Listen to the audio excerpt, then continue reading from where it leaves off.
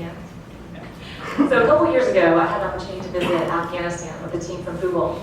And our mission was to understand opportunities for technology in general, and Google more specifically to have an impact. And I met this young woman. Her name is Roya Mahbub. She's 23 years old. She is the founder and CEO of Citadel IT, which is the largest software company in Afghanistan. And Roya and many of her colleagues came and pitched to us some incredible ideas, and they wanted Google to build these products. And we said to them, these are fantastic ideas. You guys should build them. You should be the CEOs. We helped support the launch of an accelerator in Herat, Afghanistan. And Roya is the first graduate of the program. She has mentored dozens of her colleagues and peers. And this year, Time Magazine named Roya one of the 100 most influential people in the world. So it's incredible to me to see entrepreneurship, the face of it is changing, and we have leaders all over the world who are supporting this work. Similarly, the models for the path to entrepreneurship are changing rapidly. One of my favorite programs that we run under our umbrella of Google for Entrepreneurs is in Tel Aviv, and it's called Campus Tel Aviv. It's a 20,000 square foot building, and it's a space for the startup community to convene, much like this space we're in today. And so at Google, we partner with accelerators, bring them in to run their programs. We run a 2-week program called Launchpad. And recently, we just piloted something fun called Campus for Moms. And this was the brainchild of one of our women at Google. We just had a baby and came back from maternity leave. And so we decided to launch a spin on the traditional accelerator. And so it's a 12-week program, but instead you come to the Google space 1 day a week. It's an intensive program, but you bring your babies with you. And there's a crying room and a feeding room, and there's a really strong community. I was just in Israel a couple months ago for the first demo day, and these women have built phenomenal startups. But the idea here is that we have an opportunity to change the game and to shatter whatever ceilings or walls exist and rethink the models for how one catapults forward as an entrepreneur. At the same time, we know that the web is democratizing entrepreneurship and creating more opportunities than ever before. This globe, the dots represent queries on Google, color-coded by language. So red is English, yellow is Spanish, and what you see is that the world is literally lit up by people searching for information and connecting with one another. And this creates some incredible opportunities. There's more information that we all have access to than ever before. There are 4 billion hours of YouTube content watched every month. Every month, there are over 100 billion searches that take place on Google. And what I think is remarkable is actually that 15% of searches every day are queries that have never been searched for. So human behavior, it's incredibly interesting. We have access to more information than ever before. And at the same time, we also just have more access. So looking at the breadth of mobile phones, opportunities for the next wave of 4 billion people to come online. Even if we look at the Android platform, I remember in 2006 when Google acquired Android, and there were all these questions in the industry about an open source operating system. And what we've seen is that openness wins. It wins because users have more choice, and also it creates open platforms and ecosystem for people to build real viable businesses. These numbers are staggering and exciting. And at the same time, the web has enabled access to global markets and global competition from day one.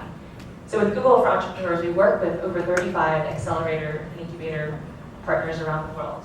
And what I've seen among those who have been the most successful, for example, partner Le Camping in Paris, they succeed for many reasons, but one of which is that they require their entrepreneurs to pitch and work in English, thus serving and accessing the global market from day one versus the 80 million people who comprise the French market. So this global economy that exists largely due to the web has created more opportunities than ever before. And I talked about open marketplaces as well. We've now crossed actually 1 million apps in the Google Play Store. And these are more than just applications. These often represent real viable businesses and real opportunities for monetization. So it's just never been a more exciting time in our work around the world. And what we see is that entrepreneurship truly is thriving in all corners of the world. And we're seeing this throughout. The 7 cities and the 7 leaders we will meet today are representing some of the best of this work. I want to talk a little bit about what Google is doing to help. And I talked about our 15th birthday and our own roots. The first photo there is a photo of our 2 co-founders, Larry Page and Sergey Brin, and that's their dorm room at Stanford University. And Google started as a research project. Does anybody know how Google got its name, or what it means? It's a big number.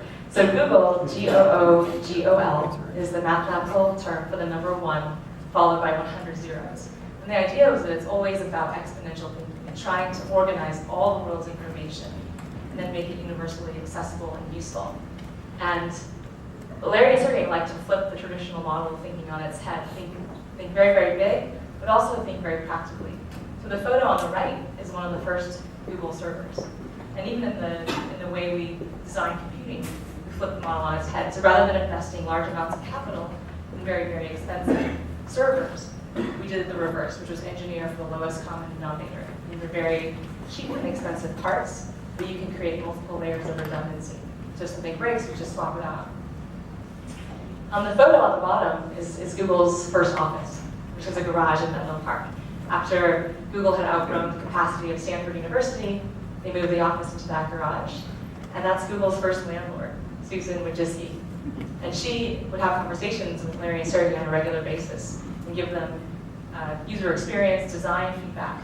So she ended up joining Google as one of the first employees, has been a tremendous leader in our product organization, and she's currently the Senior Vice President of Advertising. So these are, it's been amazing. I joined Google 9 years ago when we were 2,000 people, and today we're over 50,000. So it's been incredible to share in our own journey of entrepreneurship, and now really be in this phase where we want to support the community and enable others to do the same. And that's exactly what we're trying to do with our mission, which is to empower entrepreneurs around the world by leveraging Google's core competencies. So one, our products and our platforms, but more importantly, by partnering and enabling organizations who are leading tremendous work on the ground. So you can find out, actually, all of our efforts are online at google.com/entrepreneurs. But something new and exciting that we've recently launched is our online learning center. And this is a series of classes, we believe in free and open access to the highest quality content. So thinking about ways to reach entrepreneurs directly as well as virtually online. I want to share just a few quick thoughts in closing about what are some of the real catalysts that are driving entrepreneurship forward. One, first and foremost, we really believe that the most fundamental layer of a successful entrepreneur's ecosystem is around community. And it's spaces like this and it's events like today that are bringing together people of like-minded missions from different backgrounds. And I just want to share a quick clip from Campus London, a space that we're experimenting with.